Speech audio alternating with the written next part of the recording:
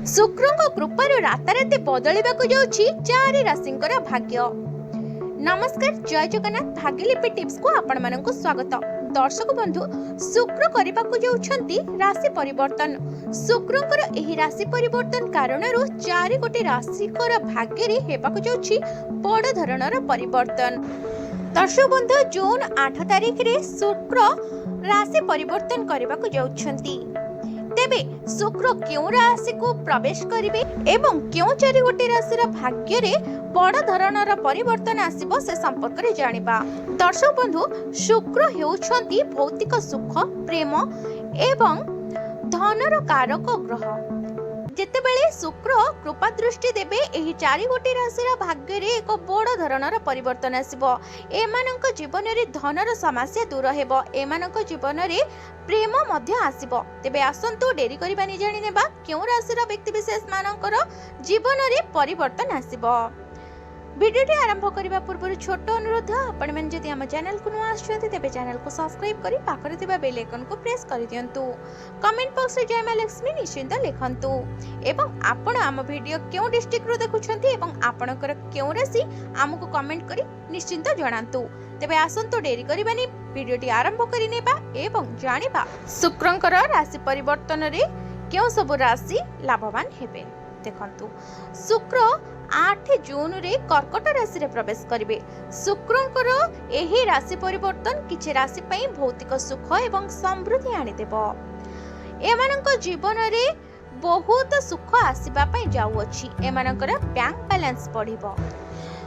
शुक्र हेउछंती भौतिक सुख, प्रेम एवं सृजनशील धन कारक ग्रह। तेणु जेतेबेले शुक्र राशि परिवर्तन करंती यह समस्त राशि जीवन उपरे गभीर प्रभाव पकाई थाए। जून 8 जेतेबेले शुक्र मिथुन राशि रु कर्कट राशि को गमन करिवे। एही गमन जून 8 तारिख संध्या 5:47 रे हेबा पई जाउछि। तेबे शुक्र क्यों सब राशि को शुभ दृष्टि देबे एवं एमानक जीवन रे खुशी आसीबो। देखंतु, प्रथम भाग्यशाली राशिटी हेउछि मेष राशि। शुक्र आपणक राशि रु चतुर्थ घरे भ्रमण करिवे। एही घर को खुशीर कारक भाव रे विवेचना करा जाय। चतुर्थ घरे शुक्रंकर उपस्थिति आपणक पारिवारिक जीवन रे खुशी आनिबो। आपणक जीवन साथी सहित आपणकर समन्वय उन्नत हेबो। आपणक आर्थिक स्थिति रे उन्नति आसीबो। जून मासरे आपणकर अनेक इच्छा पूर्ण हेबाकू लागिबो। द्वितीय भाग्यशाली राशिटी हेउछि मिथुन राशि। शुक्र आपणक द्वितीय घर धन एवं वाणीर गृह को गमन करिवे। शुक्रंकर स्थिति जोगु किछि लोकंकर आय वृद्धि पाइबो। जेतेबेले पदोन्नति पाइबार संभावना मध्य अछि। एही मासरे आपणक बैंक बैलेंस वृद्धि पाइबो। केतेक निज घर पई मूल्यवान जिनिस किनि पारंती। आपण आपणक स्वास्थ्य रे मध्य सकारात्मक परिवर्तन देखिबे। आपण आपणक कथा द्वारा सामाजिक स्तर रे लोकन को जीति पारिबे।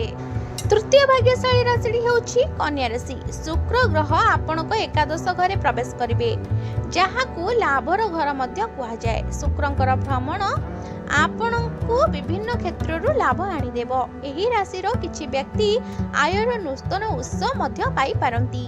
पोशाक एवं प्रसाधन सामग्री व्यवसाय रे जड़ित व्यक्ति माने गुरुत्वपूर्ण सफलता पाइबे। जो माने विशेष करी अलंकार एवं लुगा दुकान जो मानकर अछि बा पोशाक दुकान अछि, नियुक्ति खोजुथिबा व्यक्ति माने एक भल चाकरी मध्य पाई पारंती। आपण कोनोसी स्थान रे अटकी रहितबा टंका फेरी पाई परिबे।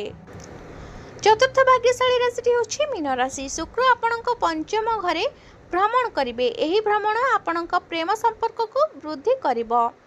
केतेक विवाह मध्य करि पारंती। विदेशी कंपनी रे काम करुथिबा लोक माने उच्च पदवी हासिल करि परिबे।